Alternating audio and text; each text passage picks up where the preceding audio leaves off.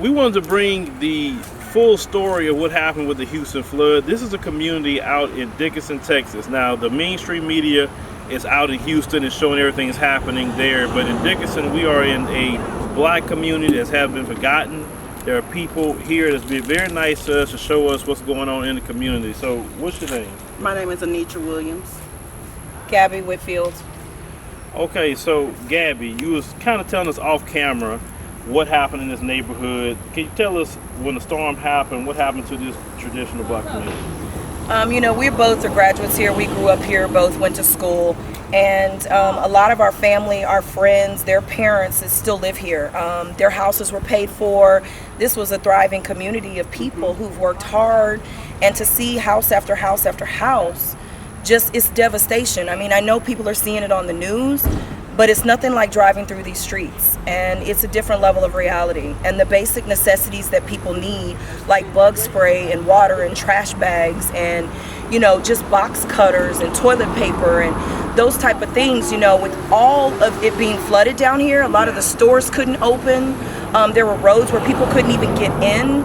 And unfortunately, in a town like this, when I would say, I don't know that the number is correct, but at least 60% of the people in Dickinson have probably been flooded or will probably have lost everything. The majority of everything they own. Mm-hmm. So it's that level of devastation. And people have been so gracious. People are coming. I mean, they're bringing pizzas, Subway sandwiches. People that don't live here, they're offering, to help us. So we are very, very great. I can't even tell you. There's no words. A lot of out-of-towners have stopped by. The people that have driven hours. I mean, they've drove hours to come down here. So we are so very thankful, and we want people to know that our community is getting together. People that have moved out of the community. I don't live here anymore. I live in Missouri City, Texas. But I came back to my community to help, and there are thousands of other people too that have come and done the same. And we hope that the other communities throughout Houston, that they're receiving the same level of help, because it's mass devastation. We're the fourth largest city, and Dickinson isn't that far from, Houston metropolitan area. It's probably about 17, 18 miles from downtown Houston. So it's all around. It's everywhere.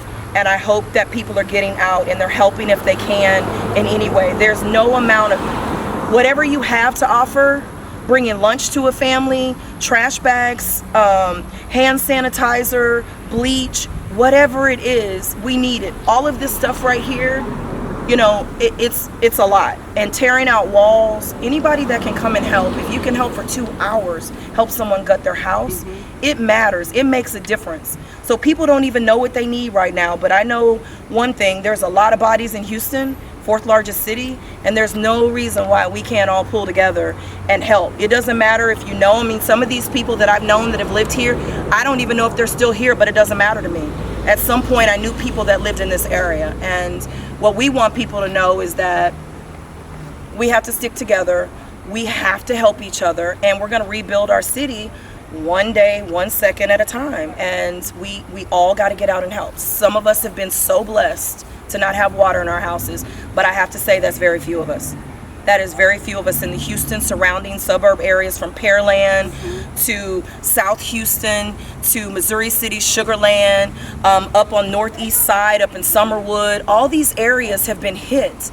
So there's not a single quadrant of the city that I don't know someone out of 6.5 million people that have lost everything. So there's more of us that have lost everything and few of us that still have something. So think about that, and if you can come and help, then help.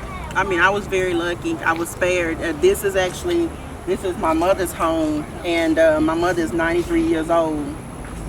So just to think about it, this is probably the last place that she's gonna live, and just to look, but these are just her things. And I'm just grateful that, that she still has her life. It wasn't her. I mean, we letting some of the pictures that she had, we're letting those things dry out. But as you can see, we just had to go in and just rip out everything. And so, I mean, the most important thing is that my mom is still here. All this stuff can be replaced. But I'm just grateful that before the water started rising, that she was able to make a phone call and I was able to come and get her. and to get her out. So that's the most important things. And like she said, this is just a time to really pull together, show your camaraderie. Even if you don't know anybody who lives here, you know, these people need help. I'm lucky enough to have my family and my friends to come here and help me.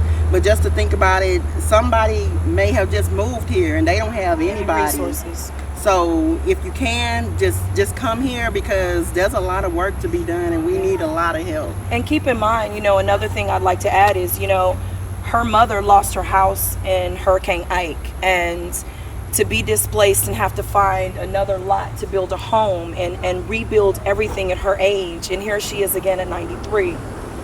And she's starting her life over. But that's the resilience and that's the attitude that we have to have. She came by here today because she just wanted to see. And she was so very grateful that we were all in here wanting to help. But that's hard for people to see. And these people have lived in these communities 40 and 50 years, raised their children that are now adults my age in their 40s. And it's never flooded. No. They've seen devastation in the Gulf Coast area, and we've been through hurricanes, we've been through storms, but people have not lost everything. Never this. Never this. So it's difficult. It's very difficult to see it, even though we're used to storms. But to see an entire community, even in parts of League City and the neighboring Friendswoods, where we all have friends, where some of our classmates now live, they've lost everything. Their parents have lost everything in Dickinson. And this is very surreal. I'm just thankful that they have their lives, because all of this stuff that's sitting on the curb, it can be replaced. And it's going to be a long time coming. And just don't forget about the people, because months and months and months from now, people are going to be displaced. They're not going to have places to go back to. And people are going to need help. So 6 months from now, just don't forget about the people. There's going to be plenty of time for you to step up and help a neighbor or help someone that you don't know. It doesn't matter, because some of us who were lucky enough, like her and I, in our neighborhoods, we had water all around us. So that idea of saying, well, how did I make it? I mean, we all go through some of that guilt of saying, I'm so blessed, but look at those people just a mile away. But we have got to get out and we have to help, and we can't forget our communities. We cannot forget our communities. Now is this time to step up and do what we all say if we had the opportunity we would. Well, now you have the opportunity to get out and help your neighbor. Get out and do something that matters. Just don't forget about the people. The people are what makes the world go round. And in times like this material stuff doesn't matter. It doesn't matter. No. I'm just thankful that her mother is okay, and so many others' lives were spared. I'm truly thankful for that. My grandfather lives right in that subdivision. Greenlee Lane. That's right there. And he's lived in his house for over 40-some years and lost it's everything. Never flooded. And this is the first time he lost everything that he owns. Right. So just imagine. And these are people that are retired now, who've worked their whole lives to pay their houses off. They have, take pride in their properties. And now they're at retirement ages. They're on fixed incomes and they've lost everything. So the ones of us that still go to work every day and we still have resources, we need to look at our situation, because we got a lot to spare. We got a lot of money that we do things with to go out to eat. We need to start putting money in a jar, or whatever it is your means to be. But we got a long way to go to rebuild these communities. This isn't going to take 60 days, 90 days. It's going to take longer than a year. I think it'll be years before all of these communities throughout the Houston surrounding area, Galveston County, before they're going to be rebuilt. So imagine what that feels like for a person in their mental and their physical. That level of anguish, they got to keep their lives, but they don't have anything. That's a whole nother level of stress. So please pray for Dickinson. Please pray for Missouri City, Galveston, Port Arthur, the northeast side of Houston, the Katy area, Fort Bend, all of those areas, and all the kids that are going to be displaced from school. And especially our elders. Yes. This is a very stressful time, especially for our elders. So we need to do what we can, because they don't need to be out here, especially with the temperature. It's September, but it still feels like summer. Yeah. So we don't need to have our elders out here. So if anything else, you need to go find an elderly neighbor and you need to lend a helping hand. Yes, help them. They got to stay hydrated. These people need medication. I mean, I don't care if you give someone $50. That's somebody's medication possibly that they're not going to have because they're on a fixed income. So these are the things that, I mean, for me, that I want to share with people, because right now people that are looking all around, I've had friends from all over call that live in different states, like, what can we do? We don't know what to do. You know, we want to donate to certain, you know, charities and stuff, but will y'all see the money? Will people that you physically know see the money? And I have a friend in California, which she lived in Houston for 9 years, and in 2 days she raised $4,000. And those monies are being put in the hands of people that we know. People that need money right now, that are on fixed incomes, that have spent the rest of their resources for the month on supplies, bleach, trash bags, all these things so they can clean out their houses. So they're not gonna have money. So I feel like, you know, we have to help them. We have to help them, and we just ask for you guys to continue to keep us in your prayers. Don't forget about us, and don't forget about our city. One thing I'll say about Houston, you know, we border the state, you know, we border Louisiana, and in any time of need, our people always get together. I mean, in the state of Texas, we support all of these areas. We drive to different states, we help people, we donated school supplies with Oklahoma when they had all the tornadoes, and we fully expect that all of these people are going to help us too. We know that they're going to help. We've seen them. Just in the last couple of days, there have been police officers that have come in from Dallas, state troopers that have come in from all these different states that have stopped by just to make sure we're okay. But we have to look out for them too, because some of them have been working around the clock with no food.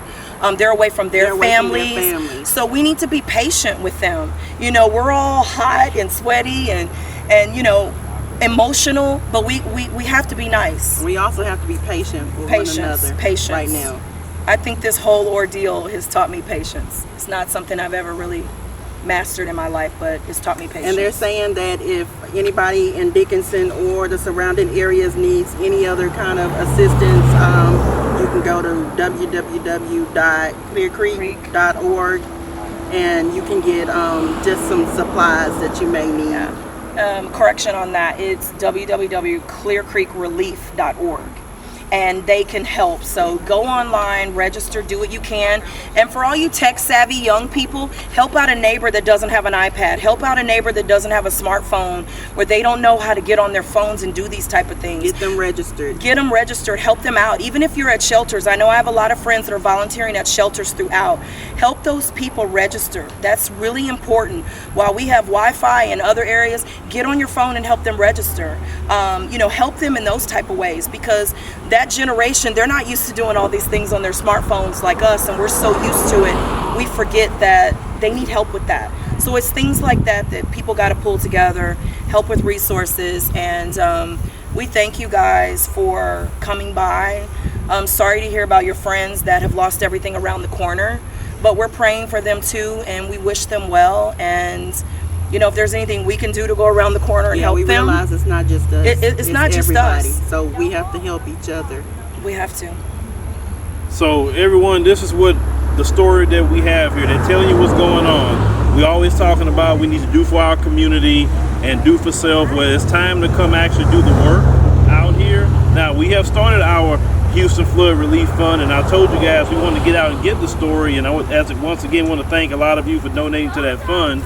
We raised a little over $6,000, and these are the people that we need to help. It's telling you what the needs are, not just making up in our minds to think that we know what we're talking about. So this family is definitely real, and it's gracious enough to show us even inside the home and what happens.